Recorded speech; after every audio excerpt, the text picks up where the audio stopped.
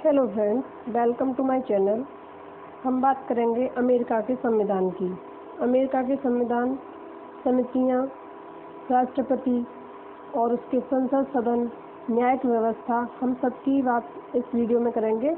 और हम BA second year political science को देखेंगे डॉक्टर भीमराव अम्बेडकर यूनिवर्सिटी से। आपका पेपर OMR हो या सब्जेक्टिव हो, ये नोट्स दोनों ही तरह से हेल्पफुल हैं। तो चलिए हम स्टार्ट करते हैं।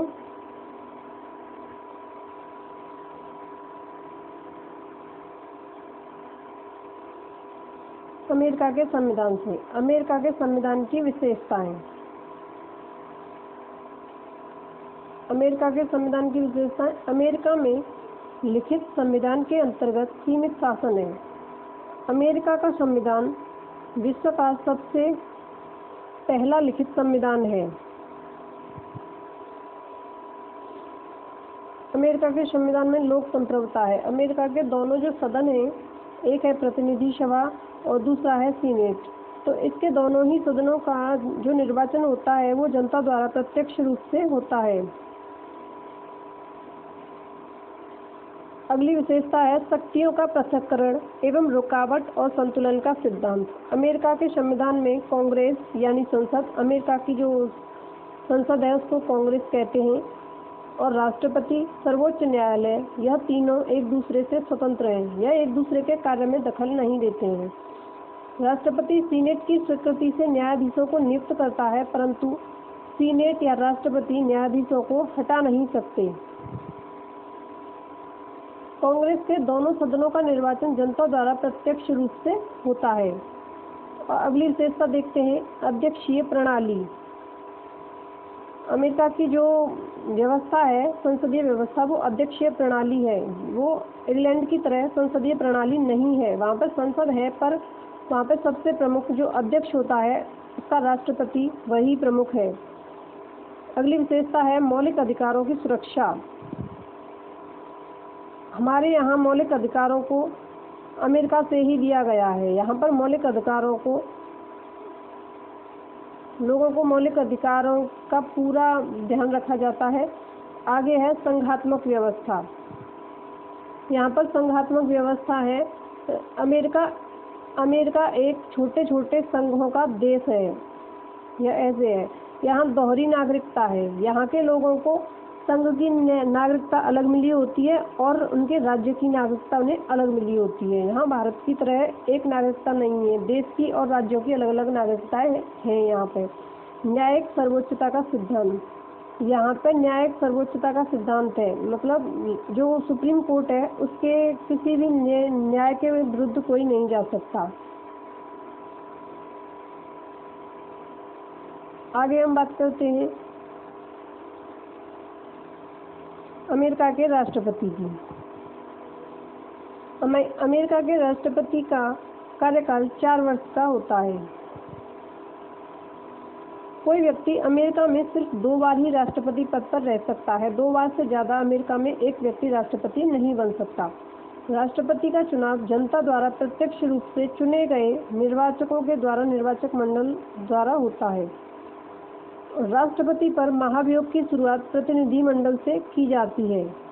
राष्ट्रपति की मृत्यु, त्यागपत्र या महाभियोग द्वारा अगर उसका पद रिक्त हो जाता है तो उसे भरने के लिए जो नया राष्ट्रपति बनाया जाता है, वह जो पुराने राष्ट्रपति का बचा हुआ टाइम था वो, और वह अपने पूरे 4 वर्ष के कार्यकाल के लिए चुना जाता है। अगर ऐसे कोई राष्ट्रपति है जो अपना 4 साल के कार्यकाल में 1 साल का कार्यकाल पूरा कर गया है और वह पद रिक्त हो गया है, तो जो नया राष्ट्रपति आएगा वो 3 साल पुराने राष्ट्रपति के और 4 साल अपने, मतलब पूरे 7 वर्ष के लिए चुना जाएगा।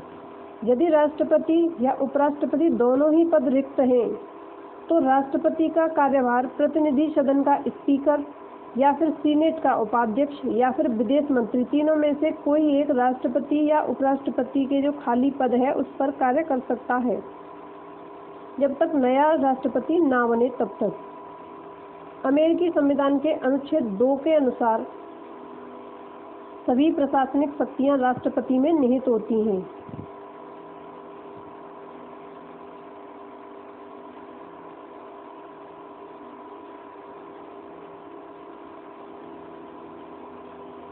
राष्ट्रपति ही अंतिम न्यायिक निर्णय होता है।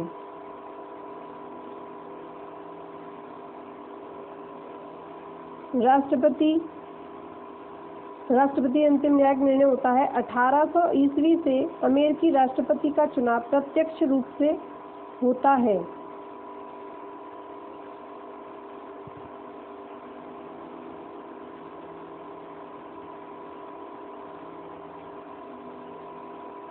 चुनाव घोषणा पत्र को प्लेटफॉर्म कहते हैं।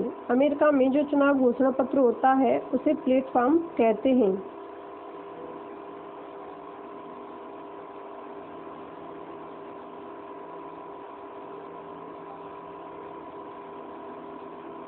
राष्ट्रपति के चुनाव की पद्धति को जनतंत्र पद्धति कहते हैं।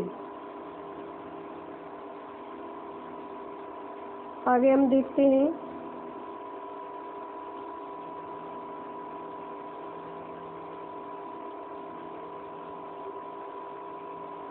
राष्ट्रपति के कार्य और शक्तियां।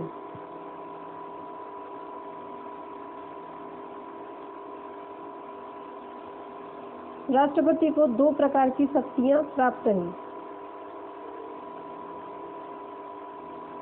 राष्ट्रपति को दो प्रकार की शक्तियां प्राप्त हैं। कांग्रेस से प्रशासन के क्षेत्र में या संसद से संबंधित। प्रशासन से संबंधित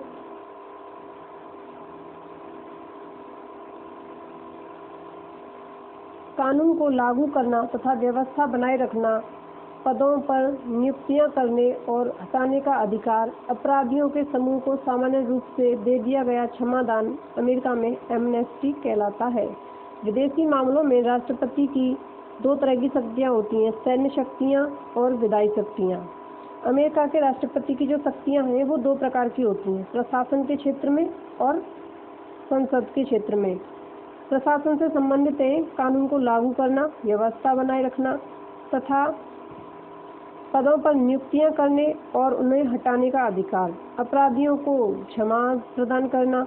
विदेशी मामलों में राष्ट्रपति की दो प्रकार की शक्तियां होती हैं, सैन्य शक्तियां और विधायी शक्तियां। अमेरिका में सबसे ज़्यादा वीटो पावर का प्रयोग करने वाले अमेरिकी राष्ट्रपति हैं ट्रूमन, जिन्होंने वीटो पावर का सबसे ज़्यादा प्रयोग किया है। अमेरिका में किसी भी विधेयक को राष्ट्रपति के पास 10 दिन के लिए भेजा जाता है। जैसे कि हमारे यहाँ किसी भी विधेयक को राष्ट्रपति के पास 14 दिन के लिए भेजा जाता है, उसी तरह राष्ट्रपति के पास वहाँ पर 10 दिन के लिए भेजा जा सकता है। महत्वपूर्ण 3 विषय हैं जिन पर राष्ट्रपति वीटो पावर का प्रयोग नहीं कर सकता। मतलब ये जो महत्वपूर्ण मामले हैं ये राष्ट्रपति इनमें कोई दखल नहीं दे सकता। जैसे कि संविधान संशोधन में कोई दखल नहीं दे सकता, कांग्रेस सत्ता समाप्ति के प्रश्न पर भी कोई दखल नहीं दे सकता राष्ट्रपति कांग्रेस द्वारा पारित संग्रामी प्रस्ताव पर भी कोई दखल नहीं दे सकता। आगे हम बात करते हैं क्लीवलैंड तथा फ्रैंकलिन रूजवेल्ट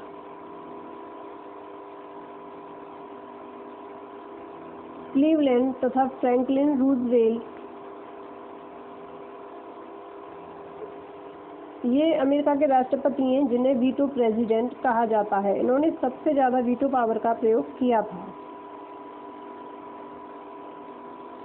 अमेरिका में आइटम वीटो का अधिकार राष्ट्रपति को नहीं है।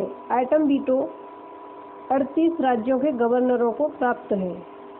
यहाँ पर गवर्नरों को आइटम वीटो प्राप्त है और जो वीटो पावर है वह राष्ट्रपति को प्राप्त है।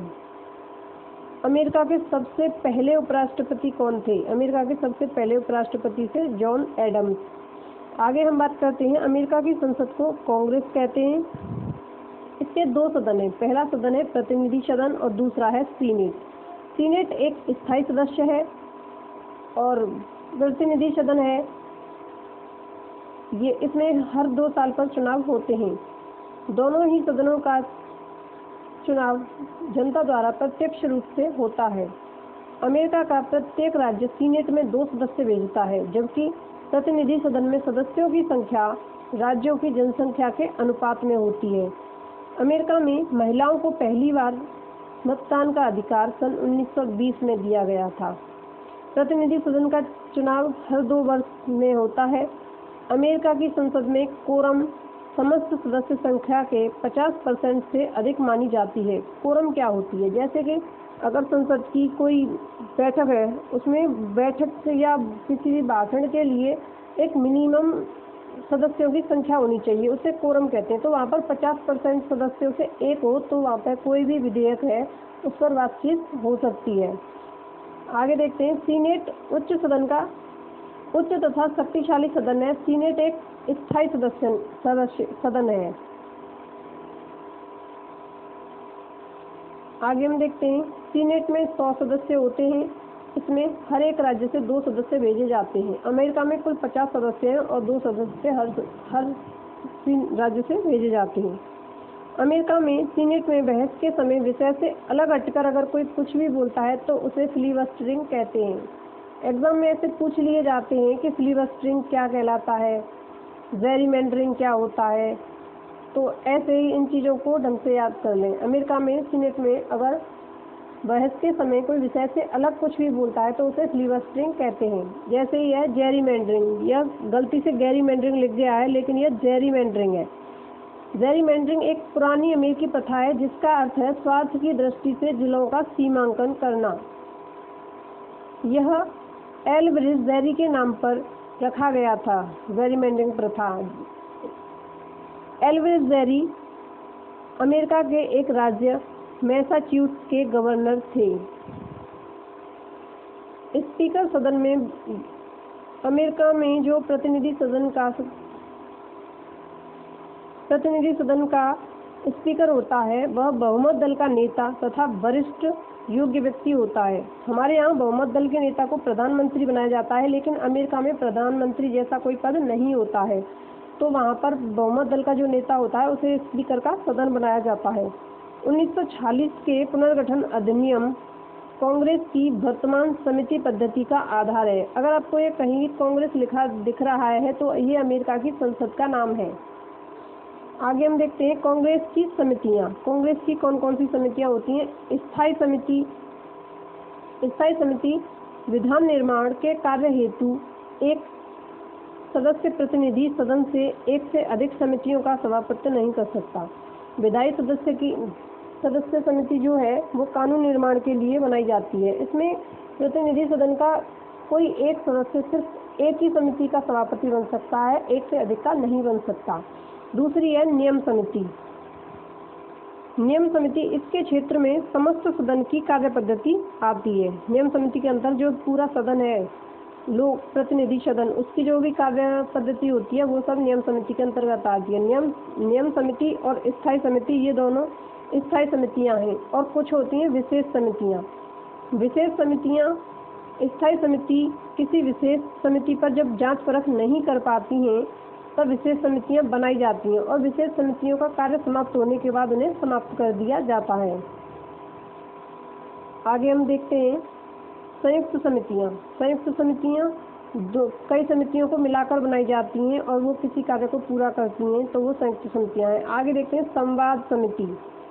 जब दोनों सदनों में आपसी मतभेद हो जाता है किसी विधेयक को लेकर, तब संवाद समिति का गठन किया जाता है, तब उसमें फैसला लिया जाता है। अंतिम फैसला क्या होगा? संवाद समितियों के द्वारा। समस्त सदन की समिति ये एक पूरी समिति है जो पूरे सदन से बनाई जाती है। इस समिति की बैठक के लिए 100 सदस्य होने चाहिए, तभी इसकी बैठक हो सकती है। अब हम देखते हैं अमेरिका में कानून निर्माण। अमेरिका में विधि निर्माण या अमेरिका में कानून निर्माण कैसे होता है, कोई कानून कैसे बनता है अमेरिका में? कांग्रेस का प्रमुख कार्य कानून निर्माण है। अमेरिका में कांग्रेस को, संसद को कानून निर्माण का अधिकार है। यूएस या फिर अमेरिका में सरकारी विधेयक या व्यक्तिगत विधेयक में कोई अंतर नहीं होता। हमारे यहाँ सरकारी विधेयक और व्यक्तिगत विधेयक में अंतर होता है। वहाँ पर सार्वजनिक और गैर सरकारी विधेयक में अंतर होता है। संयुक्त प्रस्ताव एक ऐसे विधेयक होते हैं जिनमें एक ही विषय रहता है परंतु कोई वैधानिक विस्तार नहीं होता है। अब हम देखते हैं अमेरिका में कानून निर्माण की प्रक्रिया कैसे होती है। सबसे पहले विधेयक का प्रस्तुतिकरण किया जाता है। कोई विधेयक जब संसद में आता है तो उसका पहले प्रस्तुतिकरण किया जाता है, फिर वह समितियों को सौंप दिया जाता है उसकी जांच परख के लिए। फिर आगे कैलेंडर प्रणाली। कैलेंडर प्रणाली के अंतर्गत सूचियाँ आती हैं, जैसे कि संघ सूची, सदन सूची। इस तरह से उसे देखा जाता है कि यह कौन सी सूची के अंतर्गत आएगा यह विधेयक। फिर उसके बाद समस्त सदन की सूची के पास भेज दिया जाता है। फिर उसके बाद उस पर 3 वचन होते हैं। फिर उसके बाद सीनेट को भेजा जाता है वह उच्च सदन को। फिर उसके बाद राष्ट्रपति की स्वीकृति मिलने के बाद वह विधेयक कानून बन जाता है। आगे हम देखते हैं अमेरिकी संसद की सूचियाँ। अमेरिकी संसद में सीनेट जो सदस्य है उसकी 2 सूचियाँ होती हैं, एक कार्यसूची और एक कार्यकारी सूची। और प्रतिनिधि सदन में 3 सूचियाँ होती हैं। जो प्रतिनिधि सदन की सूचियाँ हैं वो कैलेंडर प्रणाली के अंतर्गत आती हैं। इसकी हैं संघ सूची, सदन सूची और निजी सूची। संघ सूची जो पूरे संघ की, सदन सूची सदन की दोनों की अलग अलग, और निजी सूची निजी कार्यों से संबंधित। जैसे कि संघ सूची माल, स्वायत्तीकरण, सार्वजनिक संपत्ति से संबंधित विधेयकों से संबंधित होती है। और सदन सूची वित्त विधेयक तथा सार्वजनिक विधेयकों से संबंधित होती है। निजी सूची निजी क्षेत्र के विधेयकों से संबंधित होती है। इसके अतिरिक्त 2 सूची भी हैं जो कि निजी सूची में ही आती हैं, सहमति सूची और मुक्ति सूची। आगे हम बात करते हैं अमेरिका में स्थानीय संस्था जो होती हैं उसे द सिटी मैनेजर प्लान कहते हैं, और हमारे यहाँ स्थानीय संस्था को ऑम्बुड्समैन कहते हैं, जिसे हिंदी में लोकायुक्त कहा जाता है। आगे देखते हैं अमेरिका की न्याय व्यवस्था दोहरी व्यवस्था है।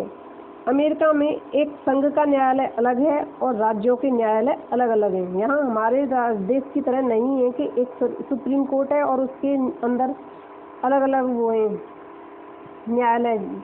हमारे जो है वो सुप्रीम कोर्ट के अंतर्गत ही कार्य करते हैं, और जबकि अमेरिका में है वो अलग अलग हैं, उनका एक दूसरे से कोई मतलब नहीं है। अमेरिका संघीय न्यायपालिका 1789 ईस्वी में कांग्रेस द्वारा पारित न्यायपालिका संबंध कानून पर आधारित है, और संविधान के आर्टिकल 3 के अनुसार राष्ट्रीय न्यायपालिका का वर्णन किया गया है। अमेरिकी संविधान के आर्टिकल के अनुसार अमेरिका में सुप्रीम कोर्ट को कांग्रेस का तीसरा सदन कहा गया है। आगे हम बात करते हैं संघीय न्यायपालिका में एक सुप्रीम कोर्ट होता है। वहाँ पर जो न्यायपालिका होती है उसमें संघीय न्यायपालिका में सुप्रीम कोर्ट होता है। सुप्रीम कोर्ट में एक मुख्य न्यायाधीश तथा अन्य 8 न्यायाधीश होते हैं। देश का संविधान, कांग्रेस द्वारा पारित कानून, सीनेट द्वारा अनुमोदित संधियाँ और संघीय न्याय व्यवस्था के क्षेत्राधिकार का आधार है। अमेरिकी संविधान का दूसरा जन्मदाता न्यायाधीश मार्शल को कहा जाता है, क्योंकि उन्होंने संवैधानिक विकास में विशेष योगदान दिया है। सर्वोच्च न्यायालय का सत्र प्रतिवर्ष 6 अक्टूबर को शुरू होता है और ग्रीष्मकालीन अवकाश के लिए मई-जून में समाप्त हो जाता है। न्यायालय की कोरम 6 न्यायाधीश हैं। अगर न्यायालय में कोई भी कानून या फिर कोई भी विषय पर वाद विवाद पर बहस होनी है या फिर कोई भी कार्यवाही होनी है तो उसके लिए न्यायालय में 6 न्यायाधीशों का होना आवश्यक है। न्यायिक पुनरावलोकन का वर्णन आर्टिकल 6 में है। भारत ने न्यायिक पुनरावलोकन का अधिकार या न्यायिक पुनरावलोकन को अमेरिका से ही लिया गया है। अमेरिका में न्यायिक पुनरावलोकन की शुरुआत कब से हुई? 1803 ईस्वी में मार्बरी बनाम मेडिसन नामक एक मुकदमा हुआ था। जब से ही अमेरिका में सर्वोच्च न्यायालय को न्यायिक पुनरावलोकन का अधिकार प्राप्त हुआ। अमेरिका में 2 पार्टियां हैं, रिपब्लिकन पार्टी जिसकी स्थापना 1854 ईस्वी में रिपन विस्कासन ने की थी तथा डेमोक्रेटिक पार्टी की स्थापना सन 1776 में जेफरसन ने की थी। आगे हम देखते हैं लॉबिंग क्या होती है। जब दबाव समूह अपने हितों से संबंधित कानून बनाने के लिए संघीय व्यवस्था पर दबाव बनाते हैं तो उसे लॉबिंग कहा जाता है।